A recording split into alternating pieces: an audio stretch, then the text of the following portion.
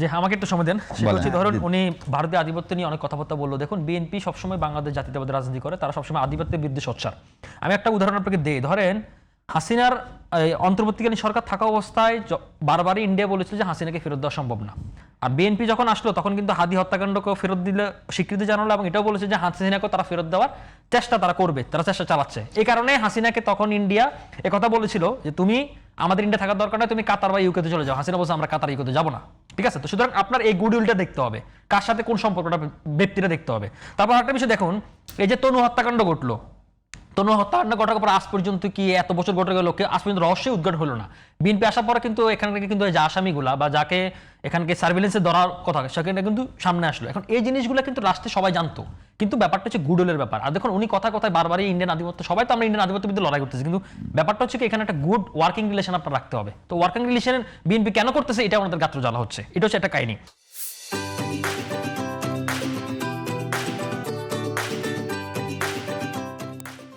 আর second কথা হচ্ছে কি ধরেন শুনেন আমি একটু বলি, আরে ভাই আপনি কথা বলতে দিন তো। নিয়ে আসা খালেদা জিয়ার মতো রেখে আওয়ামী লীগের পুনর্বাসন করতে চাচ্ছেন কেন? হাসিনাকে ফেরত নিয়ে এসে আপনি বিচার বিভাগের স্বাধীনতা দিলেন না, আপনি খায়রুল হক সাহেবের মতো আপনি হাসিনাকে রেখে চান কেন? কোনটা করলে ভালো হয় বলেন তো? হাসিনা আমার নিয়ে আসার দরকার কি? ওখানে মরে যেতে চাচ্ছে থাক। হাসিনার বিচার করতে হবে না? হাসিনার বিচার করবেন তো? হ্যাঁ, বিচার করতে হবে। আগে তাহলে তার আগে কি করেন? স্বাধীন বিচার বিভাগ দেন। আপনার কথায় দেখেন একটা মেয়েকে তুলে নিয়ে আসলে সংসদে কি বললেন? তুলে নিয়ে আসলে স্পিকার সাহেব রাতে বলে দিছে ছেড়ে দাও, ছেড়ে দিল। তার মানে কি 54 আপনি যাকে ইচ্ছা তাকে তুলে নিয়ে আসবেন এবং যখন প্রশাসন আঙ্গিক দিবে তো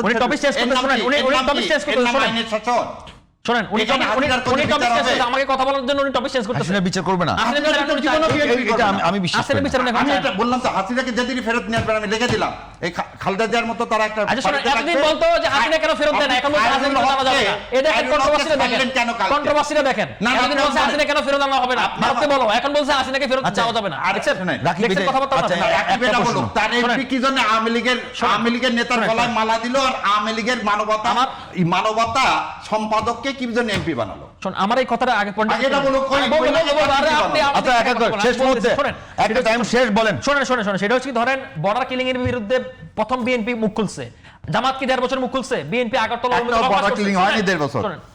1.5 বছর একটা বড় কিলিং হয়নি। কি বলছে বর্ডার কিলিং হয়নি? 1.5 বছর একটা বড় কে বলছে বর্ডার কিলিং হয়নি? আপনি এখন নিউজে দেখেন এরপরে হয়েছে, এরপরে এই সময় একটা হয়েছে ইউনুস আমলে দেখেন করা একটাও হয়নি। দেখেন আপনি করেছে আর ভাই হয়নি রে ভাই, টেস্টটা হয়েছে দেখেন আপনি শুধু গুজব ছড়ান। শুনেন তারপর আপনি দেখেন এই যে তিস্তা অভিমুখে লং মার্চটা কি করেছে, বিএনপি করেছে, জামাত গত 1.5 বছর ব্যালেন্স করতে চাচ্ছেন না কেন? ভারতের আধিপত্যের বিরুদ্ধে কোনটা কথা বলছে? একটা কথা বলে নাই। শুনেন আর তো বলছে জঙ্গি নাই, জঙ্গি অবশ্যই আছে না, হলিউড কারা ঘটালো।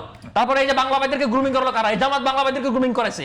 তারপর এই শুনেন এগুলা জামাত ইসলাম করে, এটা ভালো, এগুলা স্বীকার করতে ভালো। বাংলাদেশ জঙ্গি এটা ভালো, বাংলাদেশ জঙ্গি জামাত ইসলাম করে, এটা ভালো। উনি শুধু কি জানেন, উনি শুধু কনসেন্ট্রেশন ব্রেকডাউন করে। দেখেন আমাকে হাসাই করেছে সিরিয়াস সময়, এটা হচ্ছে শারীরিক বাইরে একটা কারিশমাটিক